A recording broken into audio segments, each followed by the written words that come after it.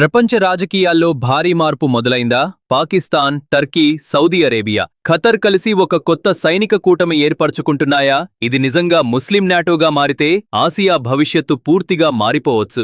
Bharat, Israel, Greece, Armenia, Cyprus వంటి దేశాలు ఇప్పుడు ఎందుకు టెన్షన్లో ఉన్నాయి? ఈ వీడియోలో పూర్తి విశ్లేషణ చూద్దాం. ఇటీవల పాకిస్తాన్ రక్షణ మంత్రి ఖవాజా ఆసిఫ్ ఒక కీలక ప్రకటన చేశారు. సౌదీ పాకిస్తాన్ మధ్య ఉన్న స్ట్రాటజిక్ మ్యూచువల్ డిఫెన్స్ అగ్రిమెంట్ ను ఇంకా విస్తరించే అవకాశాలు ఉన్నాయని చెప్పారు. అంటే టర్కీ, ఖతర్ వంటి దేశాలు కూడా ఈ కూటమిలో చేరవచ్చని సంకేతాలు ఇచ్చారు. దీంతో ప్రపంచ మీడియా వెంటనే దీనిని ఇస్లామిక్ నాటో లేదా ముస్లిం నాటో అని పిలవటం ప్రారంభించింది. నాటో అంటే నార్త్ అట్లాంటిక్ ట్రీటీ ఆర్గనైజేషన్. ఒక సభ్య దేశంపై దాడి జరిగితే అన్ని సభ్య దేశాలు కలిసి స్పందిస్తాయి. దీనినే ఆర్టికల్ 5 అంటారు. ఇప్పుడు అదే తరహాలో ముస్లిం దేశాల మధ్య ఒక కలెక్టివ్ డిఫెన్స్ అలయన్స్ ఏర్పడితే అది మిడిల్ ఈస్ట్ లోనే కాదు, సౌత్ ఏషియాలో కూడా భారీ ప్రభావం చూపుతుంది. ఈ కూటమి బలమేమిటి?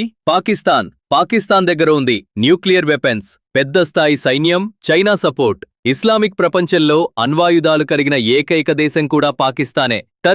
టర్కీ ప్రస్తుతం వేగంగా ఎదుగుతున్న డిఫెన్స్ ఇండస్ట్రీ కలిగిన దేశం. టర్కీ తయారు చేస్తున్న drones, missiles, electronic warfare systems ఇప్పటికే ప్రపంచవ్యాప్తంగా ప్రసిద్ధి చెందాయి. ప్రత్యేకంగా బైరక్తార్ డ్రోన్స్ యుద్ధాల్లో చాలా ప్రభావం చూపించాయి. Saudi Arabia plus Qatar, Saudi మరియు ఖతర్ దగ్గర ఉంది అపారమైన చమురు సంపద, భారీ పెట్టుబడి శక్తి. అమెరికాతో సంబంధాలు అంటే పాకిస్తాన్ ఇస్తుంది న్యూక్లియర్ షీల్డ్, టర్కీ ఇస్తుంది మిలిటరీ టెక్నాలజీ, సౌదీ మరియు ఖతర్ ఇస్తాయి మనీ పవర్. ఈ మూడు కలిస్తే ఒక కొత్త జియోపాలిటికల్ బ్లాక్ తయారవుతుంది. ఇండియా ఈ పరిణామాలను చాలా జాగ్రత్తగా గమనిస్తోంది. ఎందుకంటే టర్కీ ఇప్పటికే చాలాసార్లు కశ్మీర్ విషయంలో పాకిస్తాన్కు మద్దతు ఇచ్చింది. పాకిస్తాన్ టర్కీ డిఫెన్స్ కోఆపరేషన్ కూడా పెరుగుతోంది. ఇక సౌదీ అరేబియా కూడా పూర్తిగా పాకిస్తాన్ వైపు మొగ్గు చూపితే భారత్కు మిడిల్ ఈస్ట్ డిప్లొమసీ మరింత క్లిష్టం కావచ్చు. కానీ భారత్కు కూడా భారీ బలముంది. భారత్ ప్రస్తుతం అమెరికాతో స్ట్రాటజిక్ పార్ట్నర్షిప్, ఇజ్రాయెల్తో డిఫెన్స్ కోఆపరేషన్,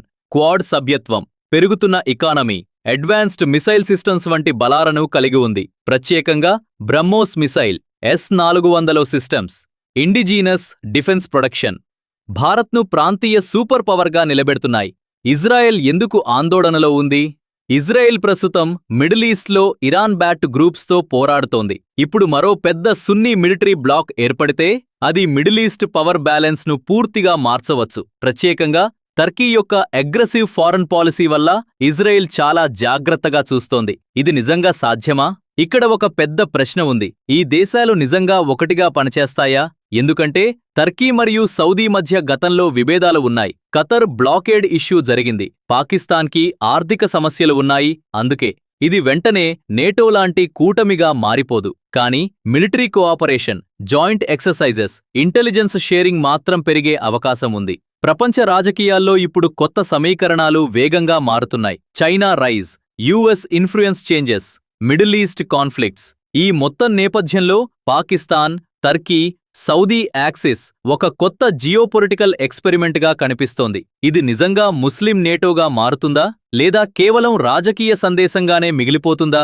అది వచ్చే కొన్ని సంవత్సరాల్లో స్పష్టమవుతుంది. ఈ విషయంపై మీ అభిప్రాయమేమిటి? ఈ కొత్త కూటమి భారత్కు ప్రమాదమా? లేక పెద్దగా ప్రభావం ఉండదా? కామెంట్లో చెప్పండి. ఇలాంటి జియోపాలిటికల్ విశ్లేషణల కోసం ఛానల్ను సబ్స్క్రైబ్ చేసి బెల్ ఐకాన్ ప్రెస్ చేయండి.